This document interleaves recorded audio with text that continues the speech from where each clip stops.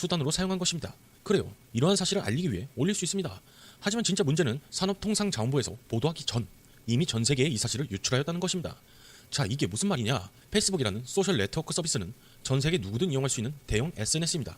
그런 것에 일본에 대응하기 위한 자료를 유출하였다는 것이죠. 즉 조국은 자신에게 관심이 없는 국민들보다 자신에게 관심이 있는 타국가 사람들에게 이 자료를 넘겨줬다는 것입니다. 더 웃긴 사실은 이러한 사실이 지속해서 벌어지고 있다는 것입니다. 이 사실에 대하여 자세히 한번 파헤쳐보도록 하겠습니다. 얼마 전 조국은 자신의 페이스북에 일본의 반일 감정을 여실히 드러냅니다. SBS 드라마 녹두꽃 마지막 회를 보는데 한참 잊고 있던 이 노래가 배경음악으로 나온다고 이야기하며 바넷의 동학 농민운동을 기린 노래 죽창가를 올려 눈길을 끌었습니다.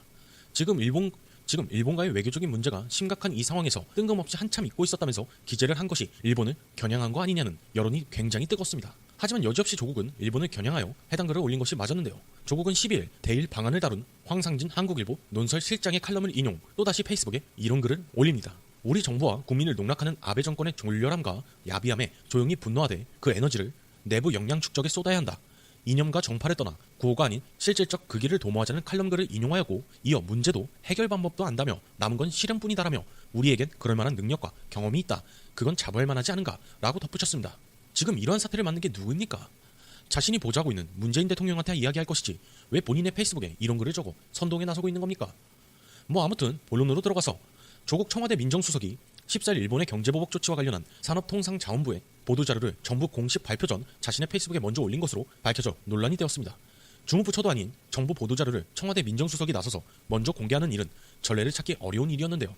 산자부는 14일 오후 5시 27분 일본 수출규제 조치 WTO 이사회에서 논의 예정이라는 제목의 보도자료를 출입 기자단에게 배포했습니다. 보도자료에는 다음 달 23일부터 24일 스위스 제네바에서 열리는 세계무역기구 WTO 이사회에서 일본의 수출규제 조치의 문제점과 부당성을 적극 설명할 예정이라는 내용이 담겨 있었습니다. 보통 정부 보도자료는 출입 기자단과 협의를 거쳐 특정 일시까지 보도를 유예하는 엠바고를 설정하지만 이번 자료는 일본의 경제보복 조치 관련 중대 사안인 만큼 즉시 보도가 되었습니다. 그러나 이 자료는 이날 오후 5시 13분 조국 수석이 페이스북을 통해 먼저 공개하였고 산자부가 언론에 배포하기 14분 전이었습니다. 조국 민정수석이 해당 글을 기재한 이 계정은 청와대 공식 계정도 아닌 조국 민정수석의 개인 계정이었으며 산자부 자료를 그림 파일로 바꿔 통째로 페이스북에 올린 것입니다. 이에 산자부는 보도자료가 조국 민정수석을 통해 먼저 공개된 것과 관련해 15일 사과한다고 밝혔으며, 반면 조국 민정수석은 공식적으로 아무런 견해 표명 없이 페이스북에 글도 내리지 않는 모습을 보이고 있습니다. 그런데 말입니다. 조국의 이러한 행태는 처음이 아닌 걸로 알려져 더 많은 파문을 일으키고 있습니다. 지난 4월 26일 국회 내 몸싸움 및 회의 방해 행위 등을 처벌하는 내용의 국회법과 공직선거법, 현법 규정을 페이스북에 올린 적도 있으며, 자유한국당이 패스트트랙, 신속 처리 안건 지정에 반발하며 안건 상정을 물리적으로 저지하자 관련법 규정을 자신의 페이스북에 올리며 압박에 나선 적도 있습니다. 이뿐만이 아닙니다. 지난 5월 18일에는 광주 민주화운동 기념식에서 문재인 대통령이 헌법 전문에 5.18 정신을 담겠다고 한 약속을 지금까지 지키지 못한 것이 송구스럽다고 말하자 다음 달 페이스북에 문 대통령이 지난해 3월 발의한 개헌한 헌법 전문과 현재 헌법 전문을 나란히 게시하고, 이보다 하루 전에는 페이스북에 문재인 대통령 39주년 5.18 민주화운동 기념사를 읽으시다가 울컥하여 10여 초 동안 말을 잇지 못하셨다. 나 역시 목이 메이고 콧등이 찡하여 입술을 깨물었다고 쓰면서 민정수석이라는 사람이 이런 글을 올려도 되는 것인가? 라는 의문을 가지게 하는 글을 굉장히 많이 올렸습니다. 자, 조국 민정수석이 자신의 위치를 제대로 깨달았으면 합니다. 당신의 현재 위치는 민정수석입니다. 민정수석이라 하면 청와대 행정부의 기강 확립 및 법률 업무를 담당하는 자리이고 5대 권력기관, 검찰, 경찰, 국정원, 국세청, 감사원 업무를 담당하며 사정 권력의 실무를 관리하는 법무부 장관과 직접 사정을 집행하는 검찰총장과 대통령 사이에 위치하는 대통령 직속 비서관으로 최종적으로 대통령이 행사하는 검찰의 고유 권한인 기소권 및 공직자 감찰권을 결정하는 대통령과 이를 실제로 행사하는 법무부 장관, 검찰총장 사이에 서서 양자를 조율하고 필요에 따라서 직접 나서서 사정 전국, 공안 전국을 지휘하며 대통령의 뜻을 사법 절차에 맞게 다듬어 법무부 장관과 검찰총장을 연결하는 자리입니다. 이 사실을 모르고 지금 행동하는 것입니까? 민정수석이라는 자리가 국회 내 몸싸움 및 회의 방해 행위 등을 처벌하는 내용의 국회법과 공직선거법, 현법 규정을 자신의 페이스북에 올리고 야당의 반발에 대하여 법적으로 문제를 제기 삼는 자리가 아니라는 것입니다. 또한 대한민국의 국민들을 선동하면서 지역감정을 일으키는 몹쓸 짓을 행하는 자리가 아닙니다. 그런데 이 사실을 망각한 것인지 또다시 이런 만행을 저지르다니요. 이런 아니란 생각을 가진 사람을 지속해서 민정수석 자리에 배치하고 있는 문재인은 도대체 또 뭡니까? 지금까지의 정권 중에서 가장 못하고 있다는 조국을 지속해서 민정수석 자리에 앉히는 이유가 따로 있는 것일까요? 자신의 모든 비리를 다 알고 있는 사람이라서? 자르게 되면 큰 문제가 발생할 것이라서? 왜 못 자르고 있는 것입니까? 조국이 밑에서 계속 삽질을 해줘야 문재인 본인이 민정수석 자리에서 각종 비리를 저지른 사실이 덮어질 것 같다라는 생각을 하고 있는 것은 아니겠죠? 뭐 아무튼 자, 일본 대응에 대한 사실, 현 상황에선 가장 중요한 사실이죠. 이런 사실이 청와대에서 유출이 되었다는 것은 지금 청와대는 보안상에서 큰 문제가 있다는 것 아니겠습니까? 아니, 일본 대응에 대한 자료를 청와대 이메일로 전송하는 과정에서 유출이 된 것 같다라고 이야기하는 청와대, 지금까지 유출이 되었다라고 이야기한 것과는 사뭇 다른 대응 아닙니까? 정상 간의 통화가 유출되었다면서 청와대 인사들 전부 압수수색 벌이지 않았습니까? 이번 문재인 비공개 국무회의에서 수사 지시한 것에 대한 이야기도 유출되었다라면서 조사가 필요하다고 하지 않았나요?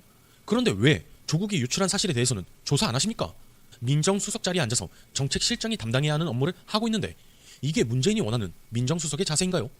더 충격적인 것은 청와대 관계자가 이야기하였던 이메일 전송 과정에서 유출이 되었다는 것이 아니라 실제로 조국이 산자부 자료를 빼돌린 경로는 SNS 단체 채팅방에 미리 올라온 자료를 공개한 것으로 드러났습니다. 자, 앞서 이야기했던 청와대 관계자의 발언도 결국 다 거짓말이었다는 것입니다. 대한민국의 평화, 평등을 주장하는 정부가 지금 하고 있는 적극적으로 지원하라고 지시했다는 것이다. 이 같은 발언은 윤 총장이 처음부터 조 장관에 대해 내사를 벌였고 문재인 대통령과의 독대를 통해 지명을 막으려고 했다는 유 이사장과의 언급과 배치되는 부분이다. 실제로 윤 총장의 발언은 대검 간부회의 메모 등에 남아있는 것으로도 알려졌다. 문화일보, 검찰에 따르면 지난 8월 14일 자유한국당 정점식 의원 등이 청와대 특별감찰반의 휴대전화 감찰 등을 직권남용 등으로 고발하면서부터 조 장관 일가에 대한 주요 고발이 시작됐다.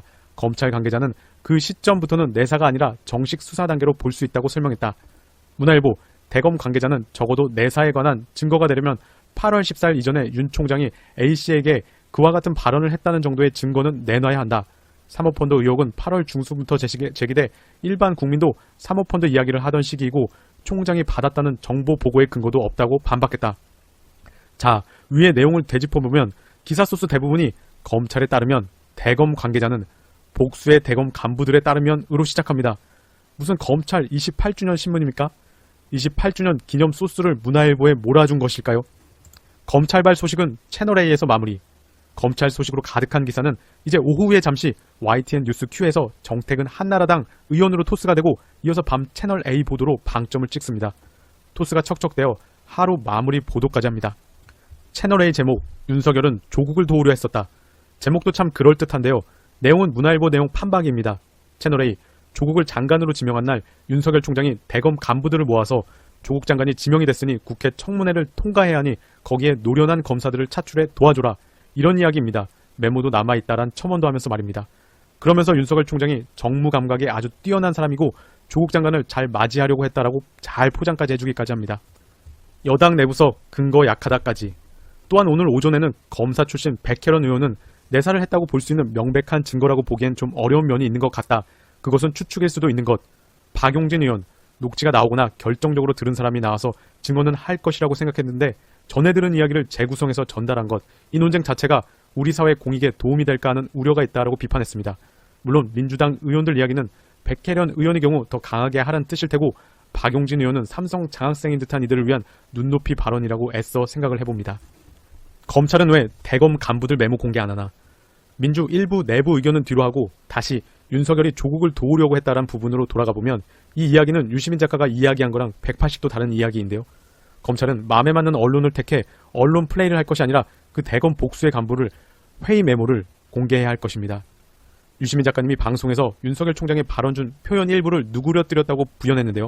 거기에 대응하기 위해 대검 간부들 메모라도 있다고 반박을 하는 것으로 보입니다. 두 개가 비교가 될 사안일까 싶긴 합니다. 언론 속에만 등장하는 대검 간부들의 메모장을 은근슬쩍 문화일보로 드러낸 것입니다. 유 작가님이 말하고자 했던 것은 내사도 내사지만 조국 수사를 통해 검찰의 막강한 권력이 인권을